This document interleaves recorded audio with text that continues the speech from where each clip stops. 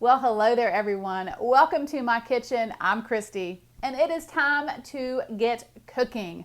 All right, guys, I hope you're ready for today because I am making English muffins. I love English muffins, and I am so excited to show you guys just how to make them. Now, we know them as the round, flat yeast bread, commonly eaten for breakfast. We slice them, toast them, spread butter and jam on them, and they are just delicious. Now, they also got a little bit famous by McDonald's with the McMuffin breakfast sandwich, which is also delicious. There's just so many ways to eat them. All right, I have a little fun fact for you. English muffins appeared in British cookbooks as early as the late 1700s, and they were known as flatbread muffins.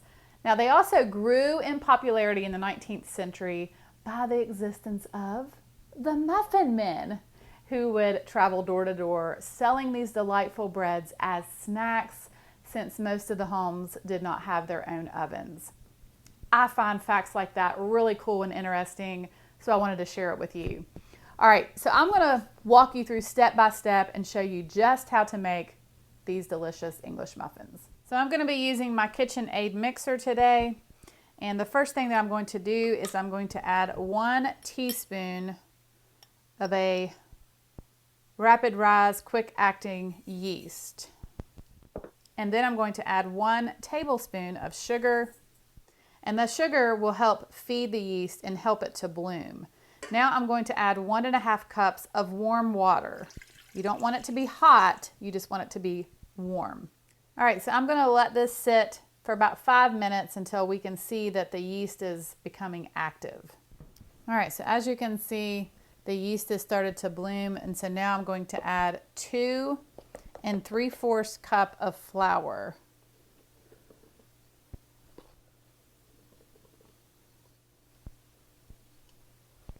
And then I'm going to add 1 teaspoon of salt and 2 tablespoons of melted butter.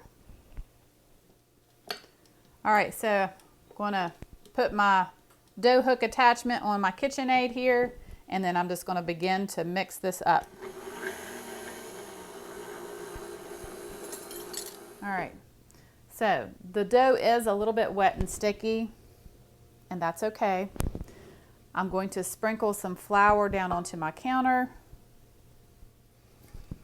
and then I'm going to dump this dough onto my counter.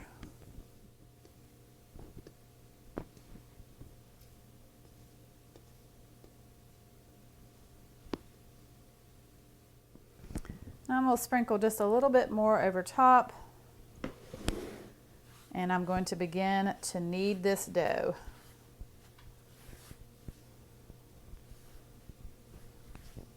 If it sticks to your counter, don't panic, it's okay. You just keep working with it until it doesn't stick. All right, once you have your dough smooth and it's not sticking to the counter or your hands, then you know that your dough is ready. All right, so the next thing I'm gonna do is I'm gonna take a bowl, I'm gonna spray it with some nonstick spray, and I'm gonna place my dough inside my bowl. Then I'm going to cover my bowl. Now I'm going to place my bowl of dough on top of my oven. I have my oven on the warm setting, so this will give it a nice warm place to rise. And we want to let our dough rise for about an hour until it doubles in size. All right, so my dough has been rising for 1 hour, and it has definitely doubled in size. So I'm going to punch my dough down. All right. I'm going to sprinkle a little bit of flour down onto my counter here. And I'm going to let my dough drop down on my counter. I'm going to give it just a quick little knead. So now what I'm going to do is I'm going to cut my dough into 10 equal pieces. And I'm just going to cut it with my knife here.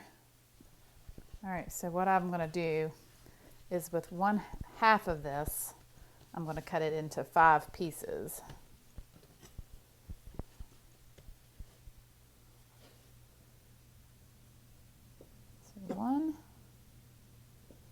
2, 3, 4, 5. All right, so now I'm going to roll each of these muffins into round disc shapes like that.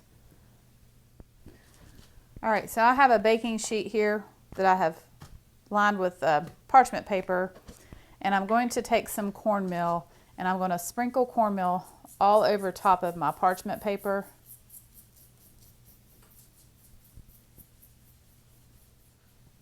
And then I'll place my dough balls on top of my cornmeal there, just like that, as I work on the rest of them here. All right, so as you guys can see, they're not the exact same size. This one here is a little tiny baby English muffin, but it will be just fine. What I'm going to do now is I'm just going to sprinkle a little bit of cornmeal on top of each of the muffins. You can kind of roll them around in the cornmeal if that's easier.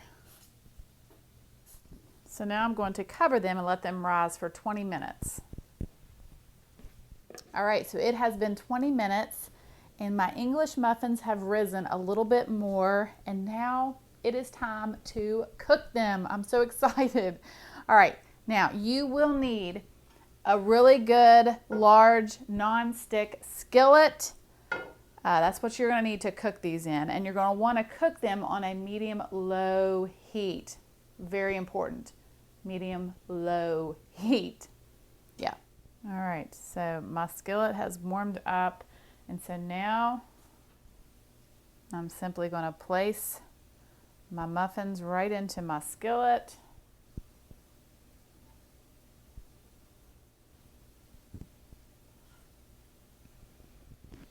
And we're going to cook these in batches. So it's going to take a little bit of time. But place them in your skillet. Put the lid on and let them cook for 8 or 9 minutes on the first side. All right, I've got another large non-stick skillet here. This will speed up the process. I'll do another batch in this skillet.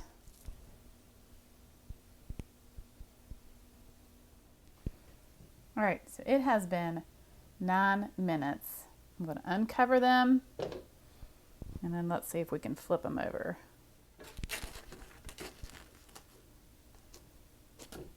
Oh, look at that. Beautiful.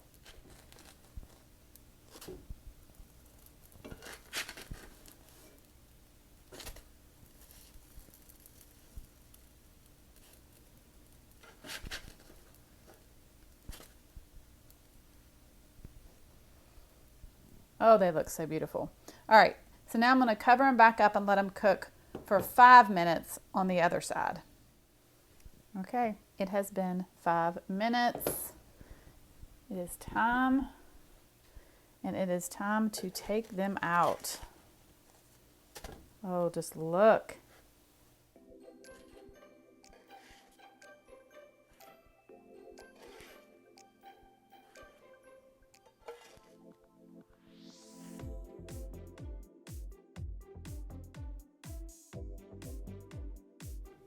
Oh my, just look at these beautiful English muffins.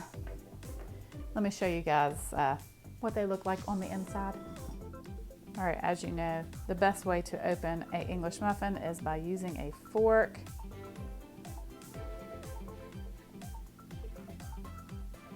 That keeps all those little honeycomb nooks and crannies intact when you use a fork instead of a knife.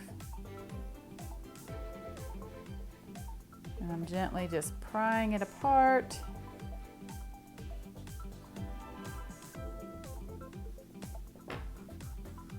Just look at that. Delicious. All right, guys, I'm gonna take my English muffin and I'm gonna toast it up in a skillet with some butter. Yeah.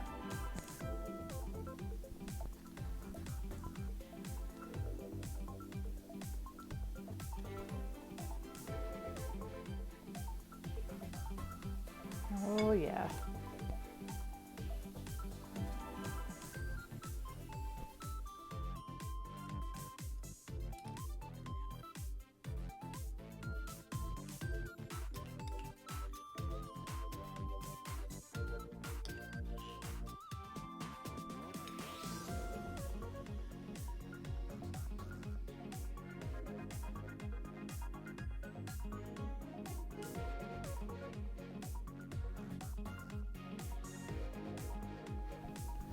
Oh my goodness gracious.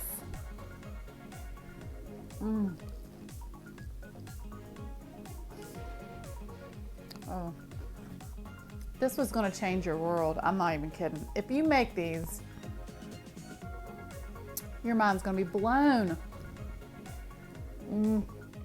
These are so light and fluffy. They're just delicious.